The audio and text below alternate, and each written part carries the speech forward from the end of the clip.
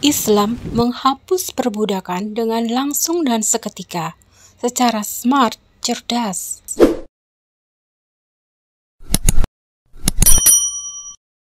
Rasulullah mendapat tugas dari Allah untuk mengajarkan ajaran syariat agama Islamnya di tengah suasana peperangan di zaman jahiliyah. Ketika ada tawanan perang dan sekaligus juga adanya perbudakan. Dunia saat itu sedang dilingkupi suasana perbudakan, di mana berlaku kepemilikan atas manusia yang lain hingga jual beli budak dan lain sebagainya. Yang mau tidak mau aturan itu harus diikuti oleh Nabi yang baru merintis ajaran Islam pada saat itu.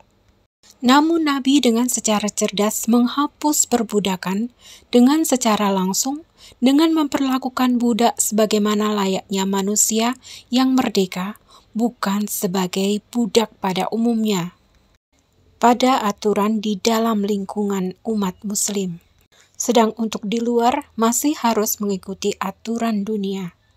Herannya, hal seperti ini tidak dipahami oleh sebagian umat muslim, bahkan yang mengaku buya, yang mengaku ulama, yang memiliki pesantren, bahkan mengatakan perbudakan ini sebagai alasan untuk menyebut Islam belum sempurna. Na'udzubillah min dzalik. Padahal itu karena kebodohannya sendiri, yang tidak memahami tata cara dan peraturan Islam dalam memperlakukan budak. Isinya menyatakan bahwa Nabi Muhammad telah melaksanakan tugasnya sebagai Rasul dengan sempurna. Tetapi pemahamannya bergeser lagi, yaitu beranggapan bahwa Islam adalah agama yang sudah sempurna. Mana mungkin di dunia ada kesempurnaan? Lah tadi dia barusan saja bilang Nabi melaksanakan tugas secara sempurna. Blunder sendiri dengan omongan sendiri, bertolak belakang si Buya Syakur ini. Jadi kalau gitu perbudakan masih boleh. Milkul yamin, beli perempuan nikahnya masih boleh. Jual beli manusia boleh. Di Al-Quran tidak dilarang. Inilah kebodohan si Buya Syakur itu sendiri yang tidak paham aturan perbudakan di Islam. Terdapat definisi yang berbeda atas istilah budak dan perbudakan di luar Islam dengan di dalam Islam. Sebagaimana dalam bahasa Melayu, Malaysia, definisi umum budak yaitu seseorang manusia yang memiliki kekurangmampuan didefinisikan dalam bahasa Melayu Malaysia sebagai anak. Budak adalah anak artinya.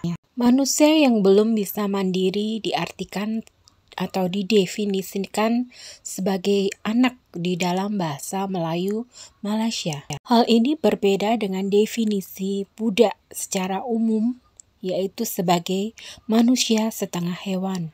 Sedangkan definisi budak dalam Islam adalah manusia lain suku atau orang asing. Dan Islam tak pernah memandang budak sebagai manusia setengah hewan. Inilah cara smart Islam dalam menghapus perbudakan dengan memberi definisi yang berbeda terhadap istilah budak dan perbudakan itu. Anak budak juga sepenuhnya menjadi manusia merdeka. Hal ini berbeda dengan definisi budak di kalangan non-muslim yang menganggap anak budak tetaplah budak, yaitu manusia setengah hewan. Dalam Quran sendiri pun dibedakan antara amatun dan milkul yamin. Dibedakan antara budak biasa dengan budak tangan kanan atau milkul yamin. Amatun adalah sebutan untuk budak biasa, sedangkan milkul yamin atau budak tangan kanan yang dimaksud di sini adalah budak yang telah dinikahi. Bisa saja itu istri dari mantan budak ataupun suami dari mantan budak. Jadi yang boleh berhubungan suami istri adalah milkul yamin, bukan amatun. Adalah budak tangan kanan alias istri atau suami mantan budak, dan bukan amatun atau budak biasa, bukan sembarang budak. Meski statusnya di luar lingkungan non-muslim masih dianggap sebagai budak. Namun di kalangan Islam dibedakan definisi budak itu sendiri. Lalu dibedakan juga antara budak biasa dengan budak tangan kanan, yaitu budak yang telah dinikahi. Sehingga sah hubungan suami istrinya sebagai seorang suami dan seorang istri. Perlu diingat bahwa Islam melarang antara laki-laki dan perempuan tinggal serumah kecuali berstatus sebagai suami istri. Itulah kenapa budak yang tinggal serumah disebut dengan istilah budak tangan kanan atau milkul yamin karena telah dinikahi.